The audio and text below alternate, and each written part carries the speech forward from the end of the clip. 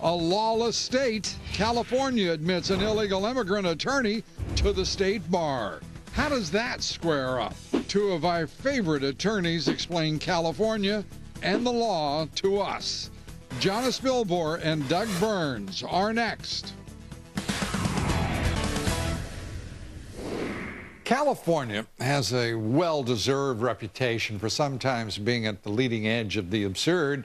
The California Supreme Court deciding to grant a law license to a man living in the country illegally for 2 decades certainly doesn't diminish their reputation.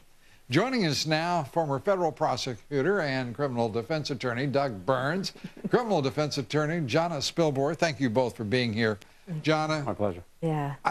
Help me out here. How does an illegal immigrant end up working in the state bar of California? I would love to help you out, Lou, but I'm at a loss as to why a state judge in California would say that if you're otherwise qualified, I don't know what that means, but you're living here illegally for 20 years, you can go ahead and take other people's lives and their money and have it in your hand. When I became a lawyer, you don't just pass the bar and hang a shingle. You have to go to this intensive interview process to show that you are of good moral turpitude. How can you be of good moral turpitude when you are living here unlawfully for 20 years? Let's just open it up to bank robbers and baby killers. Why don't we? Everybody can be a lawyer now.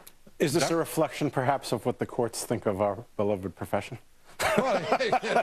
No, but you know what? Joking aside, federal law really should preempt state law. Okay? Well, doesn't it? It does. It's called Preemption 101 seminar, and the point is that he's in the country illegally.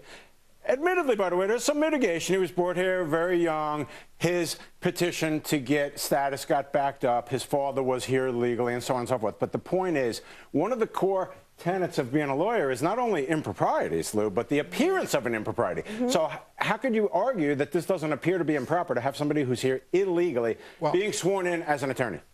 And we should point out that even the Obama Justice Department argued against this man being given an opportunity to practice law in the state of California, and they said, the heck with it. There's a 1996 federal law barring people who are in that just states point blank, people who are in the United States illegally can't receive professional licenses from government agencies or with the use of public money. But let me just explain it one thing. There's an exception in there that says if the relevant state, and I know this might draw some ire, passes a law that contravenes that and provides that somebody can get a license, then it's okay.